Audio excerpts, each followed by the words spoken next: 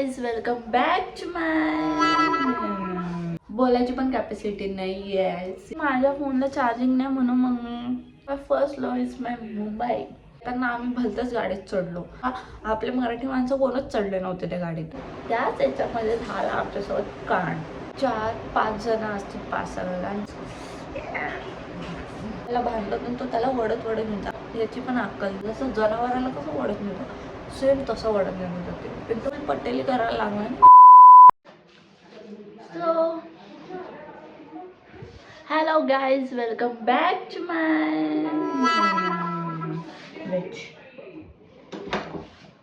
Camera असा घाण का वाटतोय वेट.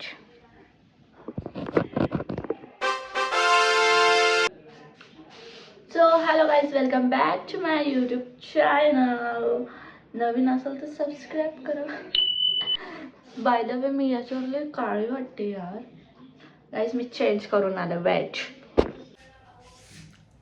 सो गाईज मी केले कपडे चेंज. कपडे म्हणजे वरचं टी शर्ट चेंज केलं कारण का मी त्याच्यावर काळी दिसत होती, तर माझ्यावर कलर सूट नाही करत.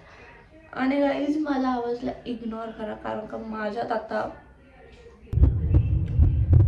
बोलायची पण कॅपॅसिटी नाही आहे, सिरियसली नाही आहे. आणि मी आत्ताच आंघोळ केली. वाजले किती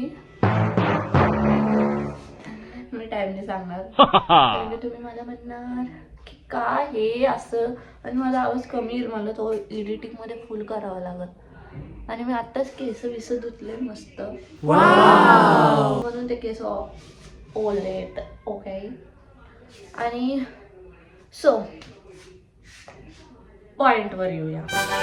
मी स्टोरीला पण टाकलं होतं की बाबा मी चालले मुंबईला उल्हासनगरला आणि वन डे रिटर्न आम्ही जाणार होतो. तर आम्ही आलो सुद्धा. आणि आणि आणि आणि आणि हेच मी किती रिपीट करते आणि आणि आणि आणि पहिल्याच्या ब्लॉगमध्ये पण असंच मी रिपीटच करते कारण का I am not professional blogger. मला जस्ट आवडतं मला स्वतःला रेकॉर्ड करायला आणि स्वतःलाच बघायला. Self love important. By the माझं टी शर्ट बघ कसं फ्लैक्स फ्लैक्स फ्लैक्स ने किया जिंदगी में तो क्या किया. हाँ चला, मी अशी करते ना कारण की मला सवय अशी करत राहायची. अशी माझ्या रील्समध्ये पण असंच काय ना काय असतं. असं असं हां जा पॉइंट नाही बोलणे का. असं वाटतं मी केस कापू माझे. कापू काय नाही, तर कपडे ठेवलेत बेडवर, तो इग्नोर करा. आणि माझ्या फोनला चार्जिंग नाही म्हणून मग मी फोन चार्जिंगला लावला आणि ड्रायफ्रूटला फोन लावला आणि मग रेकॉर्ड करते. ओके. तर तर तर तर तर तर आठवलं विसरले. तर आम्ही वन डे रिटर्न येणार होतो. मी पप्पा मम्मा आम्हीच गेलतो. तर काय नाही, एन्जॉय केला. ती खुशी माझ्यासाठी अशी येते आणि अशी जाते. ती खुशी थांबतच नाही, ती खुशी अशी चालू जाते. I don't know Y. आणि मला ते घेऊन नव्हते जात पण मी जबरदस्ती मागा लावून गेले. कोण मुंबईला जाईल माझ्या घरातून आणि मी जाणार ना असं तर होणार नाही. Because my first love is my Mumbai. तर आम्ही आलो जाऊन. ओके. आणि आम्ही आलो म्हणजे येताना आम्ही भलतच गाडीत चढलो आणि आम्हाला वाटलं ती गाडी थांबल. आणि त्या गाडीचं नाव काय होतं काय तर होतं. ती गाडी खूप ते लांबून ते व्हीपी लोकांची गाडी होती ती. तर आम्ही त्याच्यात बसलो आणि मग आमचं असंच चालू झालं की थांबल की नाही कारण का आपले मराठी माणसं कोणच चढले नव्हते त्या गाडीत. आणि चढलं नव्हतं म्हणून आम्हाला असं डाऊट आलं की बाबा नाशिकला जाण्यासाठी तर गर्दी असतेच प्रत्येक ट्रेनला, हमेशा सकाळ दुपार संध्याकाळी कधी पण एनी टाईम. तर आम्ही असंच विचारलं तर कोण बोलतं हा थांबल, नाशिक एवढं मोठं स्टॉप आहे थांबल असं तसं. आणि मग आणि आमच्यासोबत ना अजून 2 पोरी होत्या म्हणजे त्या अशा होत्या 30-28 अशा टाईपच्या होत्या त्या. ठीक आहे. तर मग त्यांचं पण असं डिस्कस चालू होतं की बाबा ही थांबल की नाही, आम्हाला पण नाशिकला जायचं असं असं झालं आता. आणि ती गाडी होती पूर्ण भैया लोकांची. आणि गाईज मी इथं बघून बोलते कारण का मला मी इथं दिसते, कॅमेरा इथं आहे, पण मला स्वतःलाच बघायचं म्हणून मी कॅमेऱ्याकडे बघतच नाही. तर तुम्ही असं म्हणू नका की आय एम ओके. आणि मग त्यानंतर मी फॅन लवकर गरम होते. तर आम्ही चढलो भलत्याच गाडीत, ओके. आणि मग आणि ती गाडी एवढी पडत जात होती ना, म्हणजे थांबत जात होती खूप, म्हणजे बाकीच्या गाडीनं पाठवते आणि आम्हाला कसाऱ्यालाच पोचायला एवढा टाईम लागला काय, सिरियसली खूप टाईम लागला. म्हणजे 2 तास आम्हाला त्या कसाऱ्यातच गेले. आणि त्याच याच्यामध्ये झाला आमच्यासोबत कांड, जाम मोठा कांड. म्हणजे आमचा नव्हता तो, आमच्यासोबतच्या ज्या पोरी होत्या ना 2 त्यांच्या होत्या. आणि त्या ट्रेनमध्ये काहीच एकही बाई नव्हती, एकही नाही, फक्त ऑल बॉईज माणसं, म्हणजे माणसं होते. आणि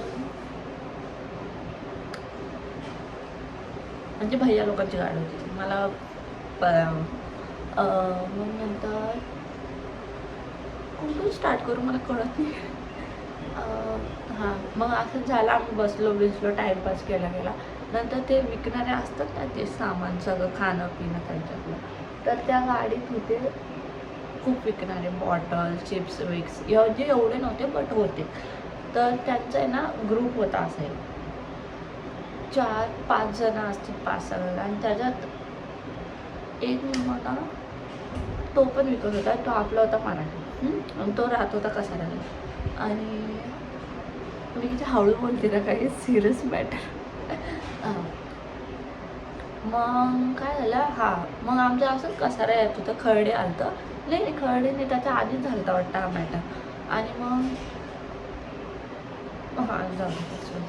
मग आम्ही ना बसलो होतो, ती पोरगी पण आमच्या बाजूला येऊन बसली होती, म्हणजे आमच्या समोरच्या सीटवर. आणि ती दुसरी होती, ती पण तिथंच होती, म्हणजे ती मागच्या सीट होती आणि ती वाली जी होती ना ती आमच्यासोबत होती.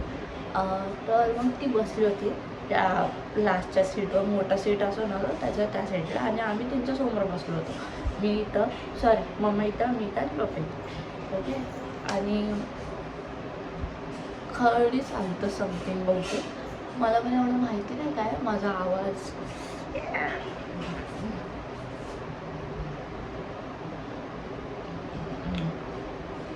मग त्यानंतर काय बोलत होती,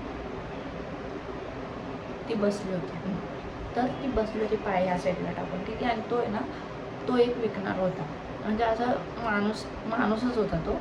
आणि तो त्याच्यात काय तर अंडा बिर्याणी का काहीतरी होतं काहीच ते विकायला.